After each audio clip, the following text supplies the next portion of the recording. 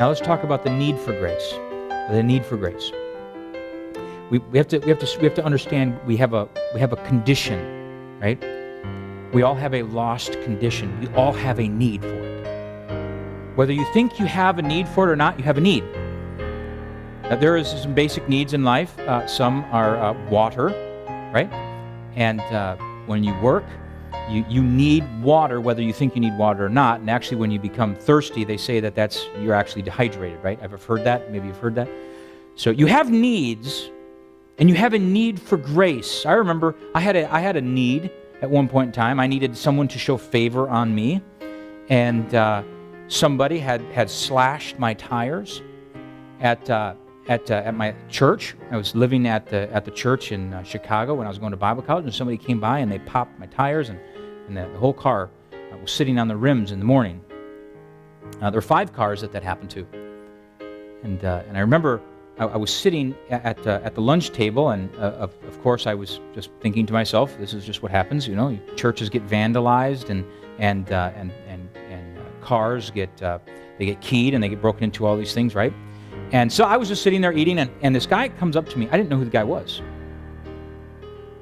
I didn't know who the guy was. And he comes up to me, and he kind of taps me on the shoulder, and he says, "Hey, Joe, can you afford those tires?" And again, I'm a Bible college student. I mean, I literally didn't know what 2 nickels were, let alone have 2 of them to rub together. I mean, I was broke, the epitome of broke, right? I was in debt, major debt. And so I remember he comes up and taps on my shoulder, and he says, "Joe, can you afford to do this?" And I looked at him, and I said, "Well, I can't, but Visa can." And I said, "I'll take care of it." And he says, "No." He says, "I'll take care of it." I mean, I had been at Bible college for a very short period of time, and somebody taps on my shoulder whom I know who I have no idea who it was. And I looked up at the guy, and I thought he was an angel. But angels aren't bald, and I thought, no, he's with a halo. And he says, "I want to take care of your debt. I'll take care of you. You get the bill, and I'll pay it." Well, I said, they're low-profile racing tires. I mean, it could be hundreds and hundreds of dollars. And he says, "I'll take care of it." Well, looking back, I didn't know who this guy was. And the reality is he owns a company that's got Uber employees, tons of money. I had no idea that he had the ability to pay a debt that I was going to owe. And we all have to understand that we have a debt that we cannot pay. It's like you trying to pay the $20 trillion with $1. Now, here's what I want to say too, because I think sometimes people, there's a misunderstanding that people are trying to essentially work their way to heaven. And while I think that's partially true, let me explain. I don't necessarily think people are trying to work their way to heaven. I've never met someone that says, "Man, I'm working my way to heaven," unless I'm joking, of course, and they say, it's by good works, and of course, that's kind of a joke in the grace circle because we know that that's absolutely, totally opposite, right? So I don't think anybody's trying to actually work their way to heaven. I think that what people are trying to do is they think that what they have is sufficient to pay for heaven. Here's what I mean by that.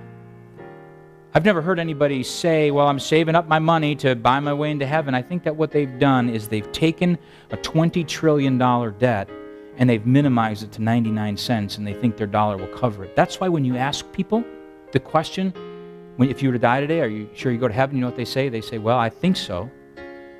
They're not saying they have 20 trillion in debt. They're saying, "I think there's a debt of about 99 cents, and I've got $1 to cover it. I'll make it in." And let me tell you something about that. Besides the fact it's being wrong, the average Grand Canyon, the width of the Grand Canyon, I think is like 7 miles. Okay? That's a long way. If I was to stand back here on this platform and jump off this edge, and if I went, say I went 6 miles. Matter of fact, say I came up 1 foot short of the other edge of the Grand Canyon, it would not matter. I did not make it.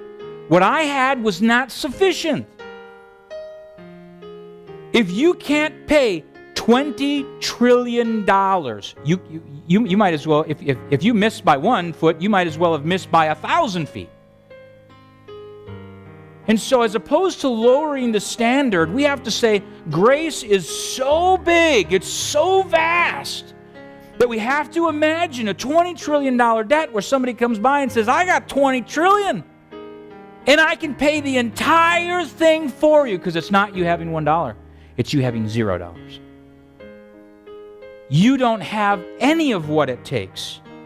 And a person thinks that for some reason I'll merit heaven, because heaven, the goal, the standard is so much less than what people think. But when you get a good concept of grace, you got to say, man, the Grand Canyon's a long way. And it's not you jumping, it's somebody saying, I'm going to take you and I'm going to place you on the other edge so you don't have to jump. Grace is huge. And it's so amazing. It's so amazing. Oftentimes people think that they can afford it with an effort of some sort. I know you probably know these verses. For there is not a just man upon the earth that doeth good and sinneth not. Romans 3:10 says, as it is written, there is none righteous, no, not one. There's not one righteous. Romans 3:23 says, for all have sinned and come short of the glory of God. Every single person. No one's going to make it. Bill Gates ain't going to make it. He doesn't have enough cash. There's only one, and that's Christ. That is why Jesus came. That is why Jesus came to this earth. He came because he knew that what we had was insufficient. God sent his only Son on our behalf, and that's when we get to Ephesians 2:8-9. We really understand, for by God's grace, by his grace, by his grace, he came into this world to give us something that we did not deserve. That through faith, not effort, not raising a hand. Remember, we talk about this every Sunday. It's not by your effort. And that's how important it is to understand this concept. It's simply a gift of God. And this grace is available and free to everyone. For the grace of God that bringeth salvation hath appeared to all men. But what about the people? What about those other people? What about the people? Do they have the same access to grace? Well, according to Titus 2:11, they do.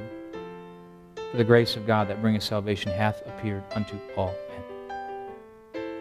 Whether we believe it or not doesn't change the fact that it's true. It appears to everybody. This grace is available.